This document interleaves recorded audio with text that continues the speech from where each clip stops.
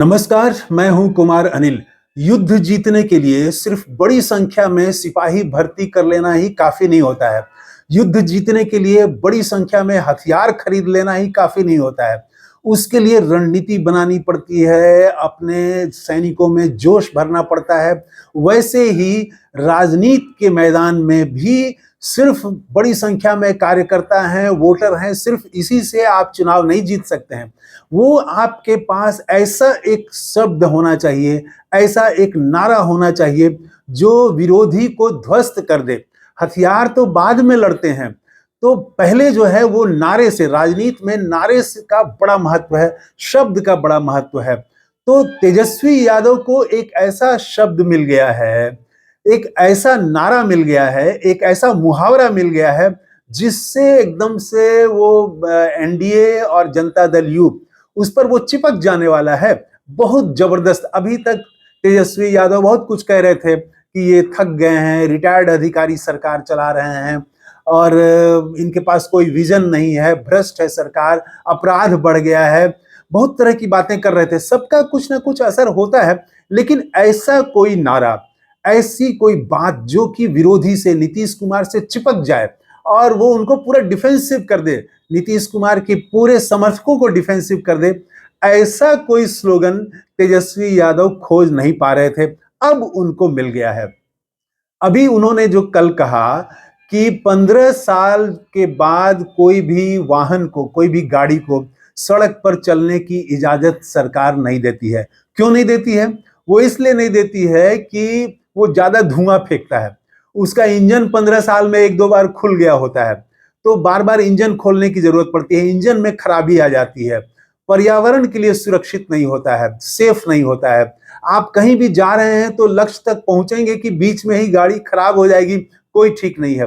तो गाड़ी पर आप भरोसा नहीं कर सकते हैं, वो आपको मंजिल तक पहुंचाएगी, इस पर भरोसा नहीं किया जा सकता है। इसीलिए नई गाड़ी चाहिए। 15 साल के बाद सरकार भी मानती है कि आप नई गाड़ी ले लीजिए, पुरानी गाड़ी, 15 साल पुरानी गाड़ी छोड़ दीजिए। तो तेजस्वी यादव का कहना यह है कि जब 15 साल के बाद गाड़ी बदलना पड़ता है, तो 20 साल से बिहार में सरकार चल रही है, इसको तो बदलना ही चाहिए।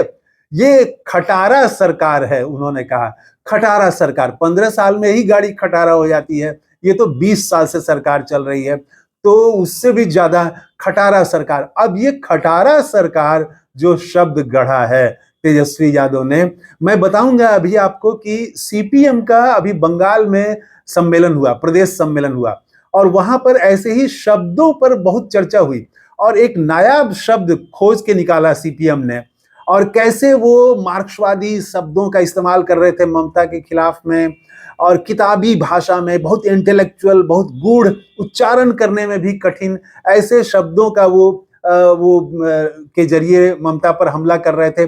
कोई भी उनका नारा, सीपीएम का नारा जो है वो ममता के खिलाफ जम नहीं रहा था। जैसे वो, ये तो वहां पर है, अभी सम्मेलन में ये बात देखने को मिली कि उसमें बड़ी संख्या में पढ़े लिखे नौजवान, बुद्धिजीवी, वो सब शहरों के अच्छे स्टूडेंट, वो सब सीपीएम में शामिल हुए हैं। ये अच्छी बात है, लेकिन वो जमीन से जुड़े हुए नहीं हैं, जनता से जुड़े हुए नहीं हैं, और उनकी भाषा जनता की भाषा नहीं है, वो किताबी भाषा बोलते हैं। तो एक नारा जो ममता के खिलाफ था, वो अभी जान लेते हैं। ममता के खिलाफ जो सीपीएम का नारा था वो था अपाद मस्तक दुर्नीतिग्रस्तो।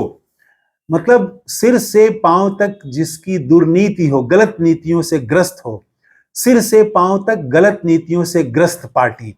ये बहुत कठिन शब्द है, तो इस पर काफी चर्चा हुई कि ये अपाद मस्तक दुर्नीतिग्रस्तो ये बोलना सही है, जनता इसको कनेक्ट कर पाएंगे, जनता कनेक्ट कर पाएगी।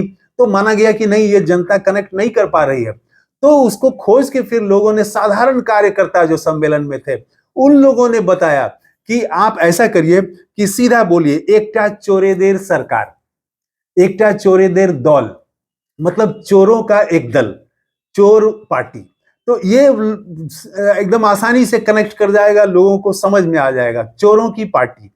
तो वहां कट मनी चलता है, तो ममता के खिलाफ सीपीएम ने ये नारा दिया है। आप देखें राहुल गांधी को, राहुल गांधी ने भी एक समय सूट बूट की सरकार कहा था नरेंद्र मोदी की सरकार को, और वो बहुत सटीक नारा था, लेकिन उस समय राहुल गांधी के खिलाफ जो माहौल था वो बहुत काफी भारी था, इसलिए वो 2019 में वो चल नहीं पाया।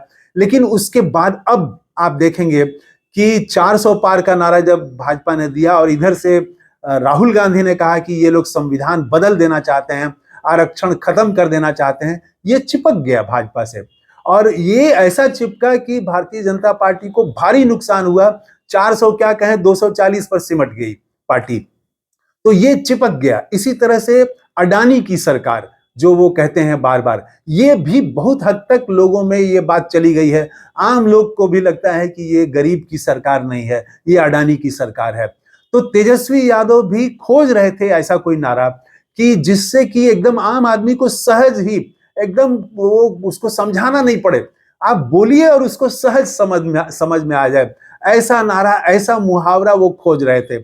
और अब उनको वो मुहावरा मिल गया है कि 15 साल में तो गाड़ी बदलनी पड़ती है और 20 साल अगर गाड़ी रह जाए तो वो उसको क्या कहेंगे, उसको खटारा गाड़ी कहेंगे। तो 20 साल से नीतीश सरकार चल रही है, थकी हुई है, कोई विजन नहीं है, ये खटारा सरकार है। और इसके बाद तो जदयू में स्वाभाविक प्रतिक्रिया होनी थी।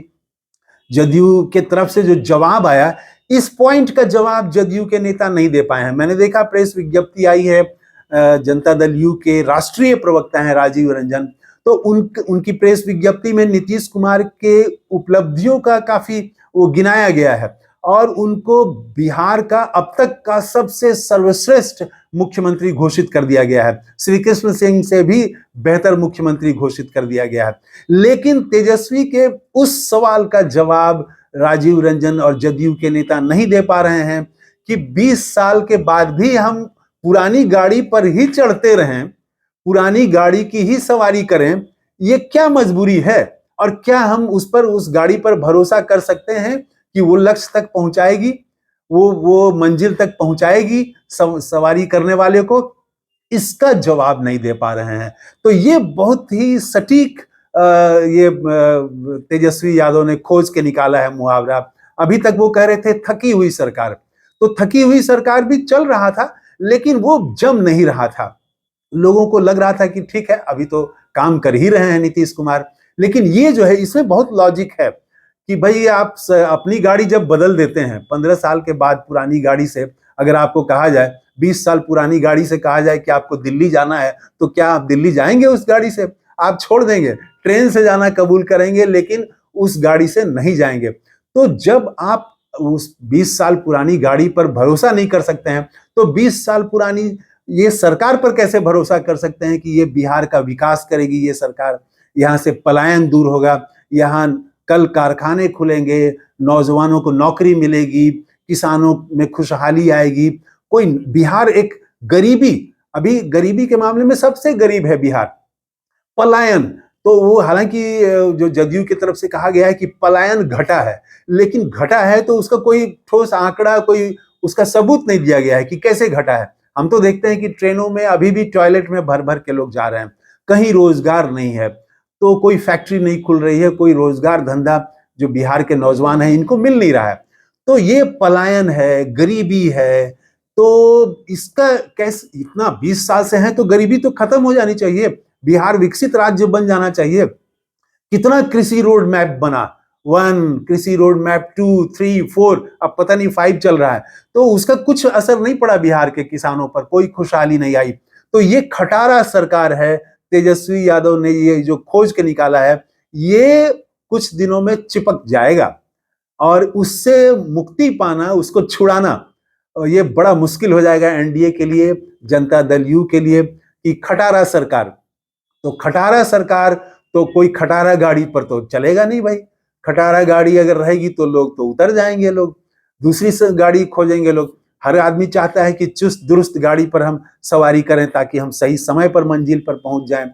कोई ऐसी गाड़ी जिसका ब्रेक फेल हो, जिसका वो इंजन ही काम नहीं कर रहा हो, दिमाग ही ठीक से काम नहीं कर रहा हो, तो ऐसे उसके पास कोई विजन नहीं हो, तो ऐसी गाड़ी पर कोई क्यों सवार होना चाहेगा? तो तेजस्वी ने एक बड़ा जबरदस्त मुहावरा खोज के निकाला है, खटारा सरकार। थैंक यू, धन्यवाद, जय हिंद।